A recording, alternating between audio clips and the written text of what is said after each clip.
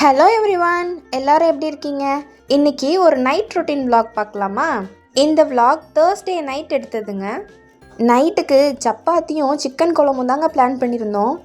ஆனால் மாமி தான் சொன்னாங்க, பூரி சாப்பிட்டு ரொம்ப நாள் ஆச்சு, எது முடியுமோ அதை செய்யுங்கன்னு.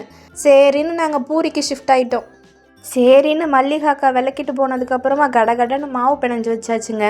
2 கப் கோதுமை 3 கப் மைதா போட்டு தான் இன்றைக்கி நான் பூரிக்கு மாவு பிணைஞ்சு வச்சுருந்தேன். பூரிக்கு மாவு கொஞ்சம் ஹார்டாக பிணையணும், அப்போ தான் எண்ணெய் குடிக்காமல் நல்லா புஷ்ஷுன்னு வரும். அக்கா அவங்க ரிலேட்டிவ்ஸை பார்க்க பக்கத்தில் போயிருந்தாங்க.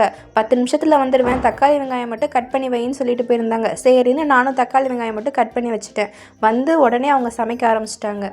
கோழிக்கறியானத்தை சட்டியிலே கூட வச்சு வேக வச்சுருக்கலாம், ஆனால் அன்றைக்கி கொஞ்சம் டைம் ஆயிடுச்சு, அதனால் டக்கு டக்குன்னு செய்வோன்ட்டு குக்கரில் வச்சுட்டாங்க. என்னடா நைட்டில் போய் பூரி சுட்டு சாப்பிட்றாங்களேன்னு நினைக்கிறீங்களா? ஆமாங்க, எங்கள் வீட்டில் காலையில் பூரி சுடுறதுக்கு டைமே இருக்காது.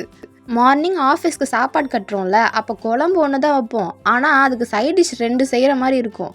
அப்படி செய்யும் போது பூரி சுடலாம் டைம் இருக்காதுல்ல, அதனால தாங்க நாங்கள் எப்போவுமே நைட்டில் தான் பூரி சுட்டு சாப்பிடுவோம்.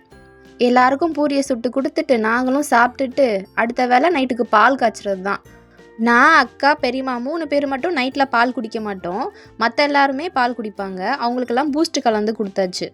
ஸ்டார்டிங்கில் நாங்களும் பூஸ்ட்டெல்லாம் குடிச்சிட்டு தாங்க இருந்தோம், ஆனால் எங்களுக்கு வெயிட் போடுற மாதிரி ஒரு ஃபீலு, அதனால் நாங்கள் அதை ஸ்கிப் பண்ணிட்டோம். நான் எல்லாருக்கும் பூஸ்ட்டை டிஸ்ட்ரிபியூட் பண்ணிவிட்டு வந்துட்டேன். அக்கா வந்து பாத்திரம் விளக்கிட்டுருக்காங்க. எல்லா பாத்திரமும் கழுவ மாட்டாங்க, அடுத்த நாளுக்கு தேவைப்படுற ஐட்டம்ஸ் மட்டும் கழுவுவாங்க. தட்டு, லஞ்ச் பாக்ஸு, கிளாஸு, அந்த மாதிரி ஐட்டம்ஸு. பெரிய ஜாமான்லாம் வச்சுருவோம் அப்படியே. அடுத்த வேலை என்னென்னா சுடு தண்ணி போட்டு ஹாலில் ஜக்கில் ஊற்றி வச்சிடணும், நைட்டுக்கு குடிக்க தேவைப்படும்ல.